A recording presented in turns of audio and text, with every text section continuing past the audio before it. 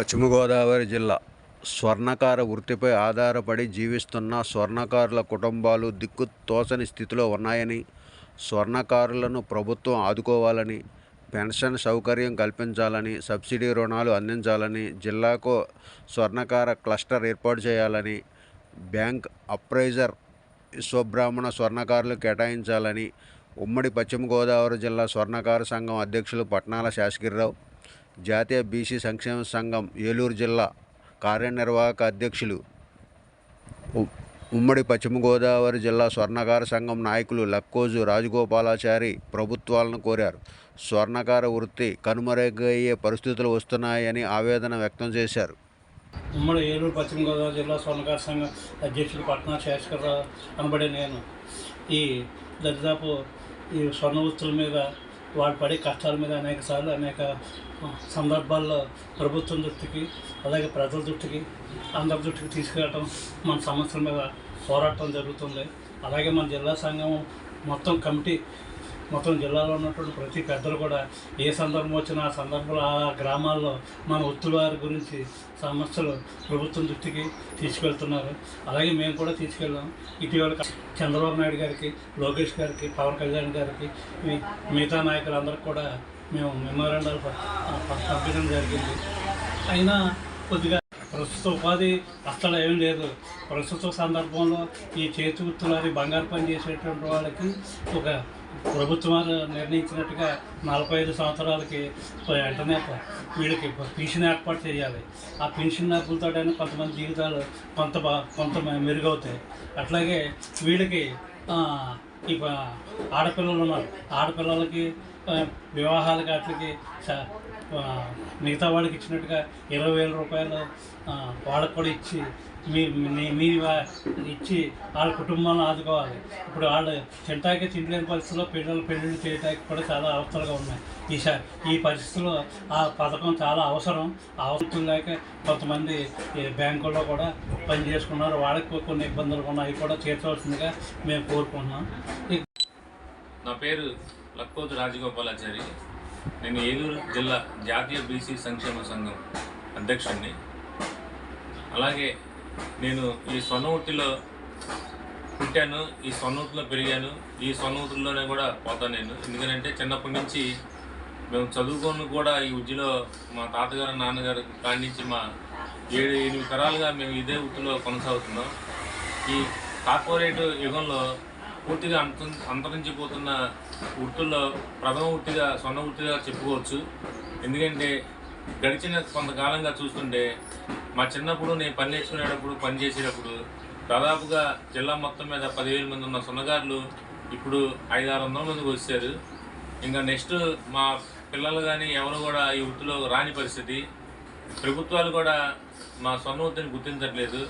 మేము అనేక సందర్భంలో మా జిల్లా అధ్యక్షులు శాస్త్రిరావు గారి ఆధ్వర్యంలో అనేక పోరాటాలు చేశాము. అనేక సార్లు కలెక్టర్ గారికి మెమోరాండాలు ఇచ్చాము. కానీ స్పందించడం ప్రభుత్వం స్వర్ణ వృత్తిని గుర్తించట్లేదు. ఏదో బంగారం రేటు పెరిగిపోతుంది కదా, వాళ్ళకి ఏంటి అని భావిస్తున్నట్టుంది. కానీ బంగారం పెరిగిన మా బతుకులు ఇక్కడ కూడా మారట్లేదు. బంగారం పెరిగే కొద్దీ కూడా మా బతుకులు ఇంకా కిందకు దిగజారిపోతున్నాయి. కాసు 1,500-2,000 ఉన్నప్పుడు మా జీవితాల్లో వెలుగులు కనబడాయి. ఎందుకంటే అప్పుడు 1,500 ఉన్నా కూడా చేతి నిండా పని ఉండేది. అన్ని ఎంతమంది ఉన్నా సరే పని సరిపోయేది. చక్కగా మా జీవితం నడిచేది. బంగారం పెరిగిపోయిందని ప్రభుత్వం పట్టించుకోవట్లేదు అనుకుంటున్నాము. కానీ బంగారం పెరిగినా ఎక్కడా కూడా మా బతుకులు మారలేదు, దిగజారిపోతున్నాయి. ప్రభుత్వాలు గుర్తించాలని కోరుకుంటున్నాము. ముఖ్యంగా మా స్వర్ణకారులు పడే ఇబ్బందులు అనేకమైన ఉన్నాయి. ఏదో కొద్దో గొప్ప పనులు లేకపోతే కొంతమంది ఈ గోల్డ్ అప్రైజర్లకు అవకాశాలు ప్రభుత్వాలు, బ్యాంకులు ఇవ్వడం, అందులోకి వెళ్ళి జీవనోపాధి కలుగుతుంది. కానీ ఇప్పుడు కొత్తగా డిజిటల్ యుగంలో ఈ ఏజ్ వయా పరిమితి పెట్టి ఉన్న అప్రైజర్లు కూడా తీసేయడం చాలా బాధాకరం. ఇది వెంటనే ప్రభుత్వాలు, బ్యాంకులు, సెంట్రల్ గవర్నమెంట్ కూడా అది గుర్తించాలి. దీనికి వయా పరిమితి ఏంటి, దీనికి ఎంత వయసు ఉంటే అంత సీనియారిటీ ఉంటుంది, అంత నాణ్యత తొందరగా తెలిసే అవకాశం ఉంటుంది. ఇప్పుడున్న ఈ బంగారు రేటు పెరిగిన దానిలో సీనియారిటీగా ముఖ్యంగా తీసుకోవాలి, కానీ ఏజ్ని ముఖ్యంగా తీసుకోకూడదని మీ టీవీ ఛానల్ ద్వారా మేము కోరుకుంటున్నాము. అలాగే మాకు కొంచెం ముఖ్యమైన న్యాయపరమైన డిమాండ్స్ ప్రభుత్వం దృష్టికి తీసుకెళ్దాం అనే ఆలోచనతో మేము ముందడుగు వేస్తున్నాము. ముఖ్యంగా ఏంటంటే అసలు విశ్వబ్రాహ్మణుడు అంటే పూర్వం ఒక సూత్రం పెళ్లి కుదరంటే ఫస్ట్ అడుగు పెట్టేది పసుపు కొట్టగానే విశ్వబ్రాహ్మణ కుటుంబంలోకి వచ్చేవాళ్ళు. ఎవరో విశ్వబ్రాహ్మణులని ఎత్తుకుంటూ మా ఆచార్యుల దగ్గరికి వచ్చి మంగళసూత్రం ఆర్డిస్తే మేము కూడా అదే బాధ్యతగా ఏ కులంలో కూడా ఏదన్నా పురమాయించే పని ముందు ముహూర్తాలు అసలు ఎవరో చూడరు. మా పంచవృత్తులు ఉన్నాయి, పంచవృత్తుల్లో కూడా ముహూర్తాలు చూసి మొదలుపెట్టే పని మేమే. అలాంటిది పెళ్లి కొడుకు పెళ్లి కూతురు జన్మ నక్షత్రాలు తీసుకొని వారికి తగిన తారాబలం చూసి గురుబలం చంద్రబలం అన్నీ చూసుకొని కూడా ముహూర్తం చేసి ఆ సూత్రం చేస్తే పెళ్ళిళ్ళు 10 కాలాల పాటు ఉండేవి.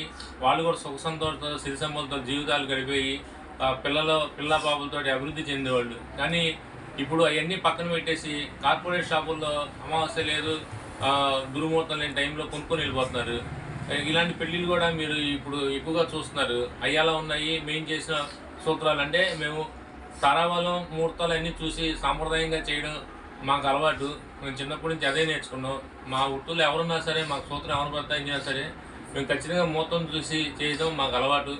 అలా చేస్తేనే ఈ సమాజం బాగుండాలి, వాళ్ళ అన్యోన్య దాంపత్యానికి ఫస్ట్ సూత్రమే కాబట్టి అలా సనాతన ధర్మంలో భాగంగా మేము తయారు చేసి ఇవ్వడం జరుగుతుంది. కానీ ఇప్పుడు ప్రభుత్వాలు కానీ ప్రజలు కూడా ఒకసారి గుర్తించండి, ఒకసారి మీరు కూడా పాత పద్ధతిలోనే మా స్వర్ణకారు దగ్గరికి వచ్చి ఈ మాంగళ్య సూత్రాలు కానీ మెట్లు కానీ పెళ్ళి కానీ నగలు కానీ చేయించుకోవాలని మెట్టిల్ గారు కోరుకుంటున్నాము. అలాగే మా ప్రధానంగా ప్రభుత్వానికి కొన్ని ఈ టీవీ ద్వారా కోరుకునేది ఏంటంటే ఆధునికంలో భాగంగా కాలానుగుణంగా కార్పొరేట్ సంస్థలు రావడం వల్ల మాకు పనులు బాగా తగ్గిపోయినాయి. మా పనులకి గవర్నమెంట్ కూడా గతంలో సబ్సిడీ రుణాలు ఇచ్చాయి. ఈ కొన్ని ప్రభుత్వ విధానాలు మార్పులో భాగంగా కొన్ని అసలు కార్పొరేషన్ బీసీ కార్పొరేషన్ ఒక రుణం కూడా రావట్లేదు. మినిమం ఇప్పుడున్న పరిస్థితులు ఈ బంగారానికి ప్రతి సొన్నగాడికి ఒక 10 లక్షలు రుణం ఇస్తే 40% సబ్సిడీతోటి కొంత జీవన విధానం మార్పు చెందుద్ది. అలాగే ప్రభుత్వం కూడా 50 సంవత్సరాలకి పెన్షన్ ఇస్తా అంటున్నారు. మేము కూడా ఎప్పటి నుంచో కోరుకుంటున్నాము. 50 సంవత్సరాలు పెన్షన్ ఇస్తే కొంత మాకు వెసులుబాటు ఉంటుంది. అలాగే చేనేత కార్మికులకు ఇస్తున్న పెన్షన్ స్వర్ణకారులు కూడా ఇవ్వాలని. అలాగే ఇది గతంలో చేనేత కార్మికులు ఇబ్బంది పడుతున్నప్పుడు కొంతమంది ప్రముఖ సినీ నటులు కూడా చేనేత వస్త్రాలకి కొద్దిగా మోడలింగ్ అయి చేసి వాళ్ళ వృత్తిని డెవలప్మెంట్ చేయడానికి కారకులయ్యారు. మా స్వర్ణ వృత్తిని కూడా కొంతమంది సెలబ్రిటీ హీరోలు కానీ వీళ్ళంతా కూడా ప్రమోషన్ చేయాలని ఒకటి మేము విన్నవించుకున్నాము.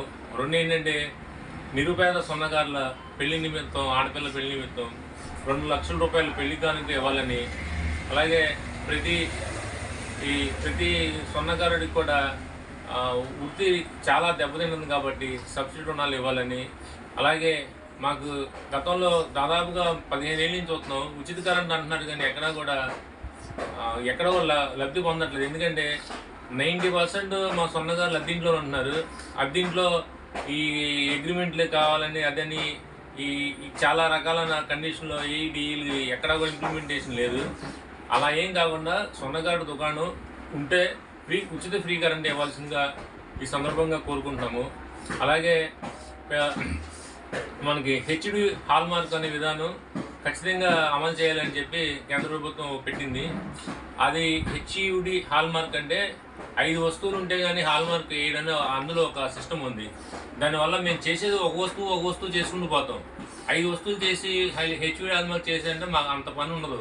అందుకని స్వర్ణకారులకు ప్రత్యేకంగా హెచ్యుడి హాల్మార్క్ సింగిల్ వస్తువు విధానం అమలు చేయాలని కేంద్ర ప్రభుత్వాన్ని కూడా మేము విన్నవించుకుంటున్నాము.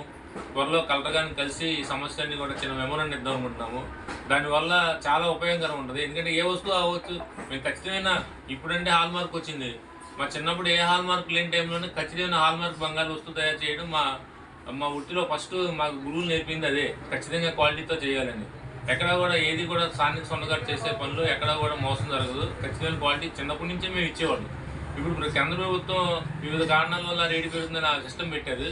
5 వస్తువులకు హాల్మార్క్ అంటే మాకు వల్ల అవ్వట్లేదు. సింగిల్ వస్తువుకి వేయడం కుదరట్లేదు. ఆ జీవో అలా ఉంది కాబట్టి సింగిల్ వస్తువుకి హాల్మార్క్ వేసే విధానం కల్పించాలని కోరుకుంటున్నాము. అలాగే మనకి ఈ దొంగ బంగారాల కేసుల్లో కూడా పాత జీవోలో చాలా తప్పిదాలు ఉన్నాయని చెప్పి మేము దాదాపు 20 సంవత్సరాల నుంచి ఎక్కడ ఏ ప్రభుత్వం వచ్చినా కోరుకుంటూనే ఉన్నాం. గతంలో వైఎస్ రాజశేఖర గారు అన్నప్పుడు ఆ జీవో మార్పులు చేస్తానని చెప్పారు కానీ ఇప్పటి వరకు జరగలేదు. ఈ గౌరవ ముఖ్యమంత్రి వర్యులు కూడా ఈ 272 జీవోను కూడా మార్పు చేసి స్వర్ణకారులకు ఇబ్బందులు గురవకుండా చూడాలని, అలాగే స్వర్ణకారులు ప్రత్యేక కార్పొరేషన్ ఏర్పాటు చేయాలని మీ టీవీ గారు కోరుకుంటూ, గౌరవ ముఖ్యమంత్రి వారి గారికి, గౌరవ ఉప ముఖ్యమంత్రి వారి గారికి, గౌరవ ప్రతిపక్ష నాయకులు గారు, మాజీ ముఖ్యమంత్రి వారికి కూడా కోరుకుంటూ సెలవు తీసుకున్నాను. జై బీసీ, జై జై బీసీ.